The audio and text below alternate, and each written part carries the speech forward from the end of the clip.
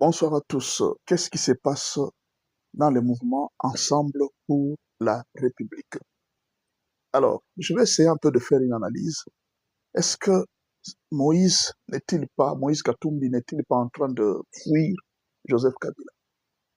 Vous vous rappelez qu'il y a un moment, sous l'égide, ou bien sous la présidence, sous la demande de Fulgence Muteba, il y avait une symbiose entre Moïse Katumbi et Joseph Kabila, qui, depuis un certain moment, depuis que Kabila a quitté le pouvoir, ils étaient des ennemis, ils s'étaient traités des Judas.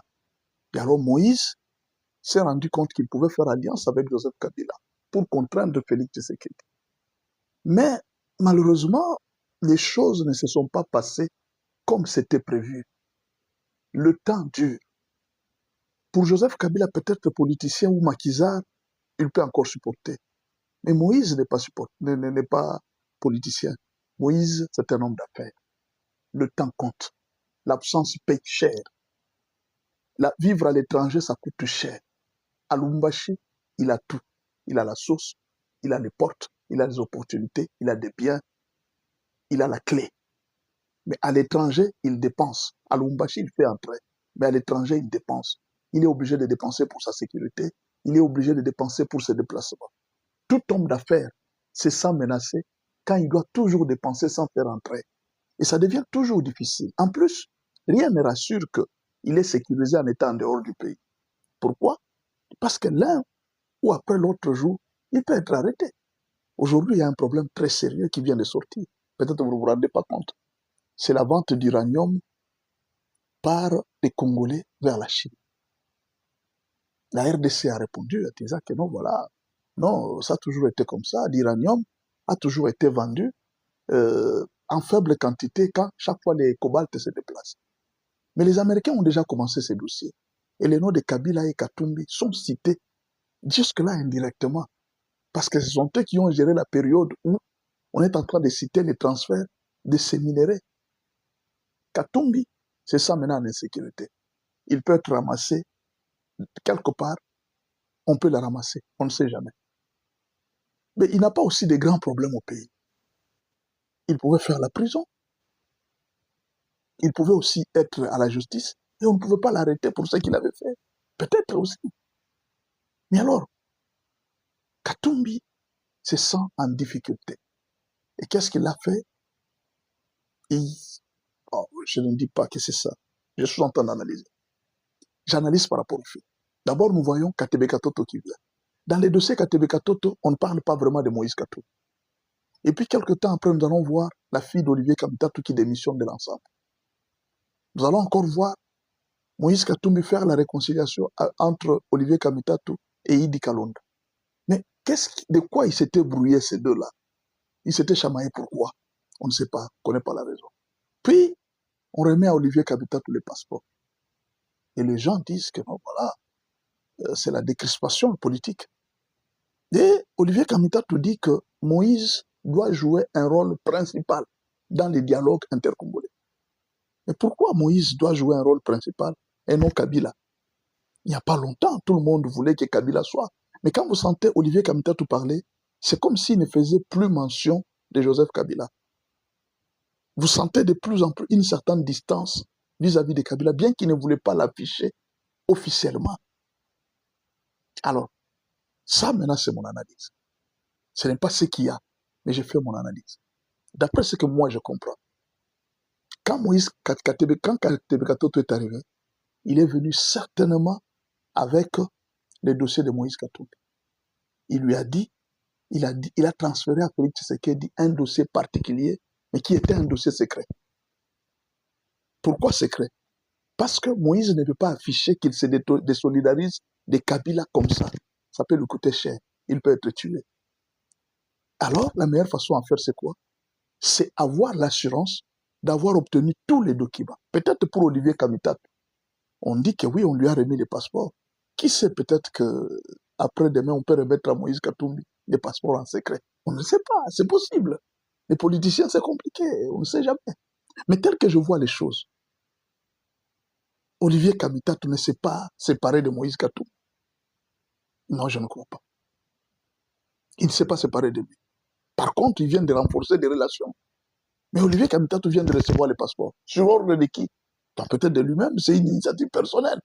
Mais aussi, peut-être que c'est Moïse qui l'a autorisé. Tu peux prendre. Ou alors, peut-être qu'ils étaient ensemble. Quand ils ont parlé de ça, Félix a voulu voir peut-être la sincérité. Il dit, bon, je donne d'abord au premier, je vais voir votre volonté. Je vais voir votre volonté politique. Ils ont compris. Donc, à mon sens, à moi, je peux comprendre que Katumbi a pris la décision de se désolidariser de Joseph Kabila. C'est ma réflexion, moi.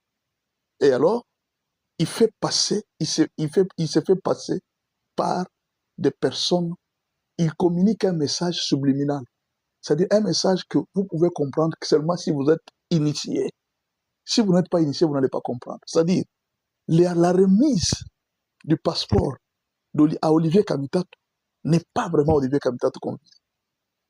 C'est un acte de bonne volonté. Peut-être que Félix est en train de transmettre en disant à Moïse Katumbi que j'ai écouté ta demande. Voilà, il donne d'abord ça. C'est possible aussi. Nous faisons des analyses. Nous ne sommes pas là pour dire oh non, pasteur, tu as menti. Non, je ne mens pas. Je fais juste l'analyse. Je fais réfléchir mon cerveau. Nous sommes dans la, comment on appelle ça? TAS, thèse, antithèse, synthèse. On appelle ça les TAS. Thèse, antithèse, synthèse. Vous comprenez? Bien alors, nous sommes dans ça. L'antithèse, la thèse. Bien alors, c'est possible que l'arrivée de Moïse Katumbi, le dossier de Moïse Katumbi, l'arrivée de Katebe Katoto, qui a un dossier de Moïse Katumbi, et puis son frère. Aujourd'hui, Katebe Katoto est libre de rentrer au Congo. Pourquoi pas son frère? Et puis quand Katebe Katoto est arrivé, il n'a pas parlé mal de son frère. Donc ils ne sont pas en conflit. Ils ont compris peut-être que en étant en dehors du pays, nous risquons de souffrir. Nos affaires sont en train de souffrir. Notre destinée n'était pas dans la politique. Nous nous sommes lancés la politique pour nous protéger. Mais voilà que la politique se tourne contre nous. Pourquoi ne pas rentrer à notre case de départ, dans les affaires dans lesquelles on était? Et voilà, je pense que c'est la religion de Moïse Katumbi. À travers Olivier Kamitatu, moi je ne suis pas en train de lire Olivier Kamitatu. Je suis en train de voir Moïse retourner, mais en se détachant de Kabila d'une manière maligne. C'est-à-dire, Moïse veut jouer un tour à Kabila en se détachant, et peut-être Kabila pourra être isolé, seul, abandonné. Il va compter peut-être sur Wemba. Et quand Wemba va remarquer que Moïse Katumbi les a quittés, vous allez voir que Wemba, Franck Diongo et les autres vont se tourner contre Kabila. Parce que eux tous, il n'y a personne qui est content en vivant à l'étranger. Personne, qu'on ne vous trompe pas. Il n'y a personne qui est content en vivant à l'étranger. La RDC, c'est un pays de merveilles. La RDC, c'est un cadeau de Dieu. Même Kabila, qu'on ne vous trompe pas, Kabila n'est pas content. Tous les politiciens qui sont en dehors du pays, ils ne sont pas contents d'être en dehors du pays. Ils avaient beaucoup d'avantages en vivant au Congo. Mais le problème, c'est que ils sont tous obligés maintenant de se plier devant Félix.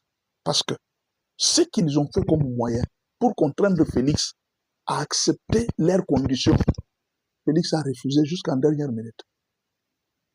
Même devant des armes, des grandes bombes, Félix a refusé. Mais dites-moi, si Félix ne craint pas les armes de Kagame, ou même les armes que Nanga a pris, vous pensez qu'il va craindre juste une simple personne, un simple civil, qui vient lui dire que non, si tu ne fais pas ça, je vais faire ça, je vais faire ça. Félix n'écoutera personne. Vous comprenez? Ils ont compris la dureté des cœurs de Félix Tshisekedi, que cette histoire, si nous continuons comme ça, nous risquons de rester éternellement en dehors du pays. Parce que ce monsieur, on ne sait pas quel jour il va sortir du pouvoir.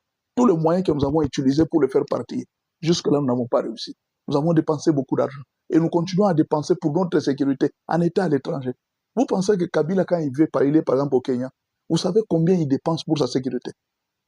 Quand il est peut-être en train de se faire le voyage, vous savez combien il dépense pour sa sécurité? Ce sont des gens qui dépensent de l'argent, ils dépensent. Mais maintenant, là, chacun commence à se positionner.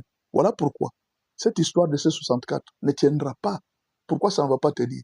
Parce que la vision, ceux qui ont tenu cela, eux-mêmes sont fatigués du combat. La guerre de l'Est, bon, je vous ai toujours dit, c'est une guerre pédagogique pour la RDC. La RDC devait s'agrandir sur le plan des armements. C'est une guerre qui a aidé la RDC à s'agrandir. Voilà, c'est juste mon point de vue et mon analyse. Je ne refuse pas la contradiction. Vous êtes libre de me contredire parce que c'est juste une analyse. Merci.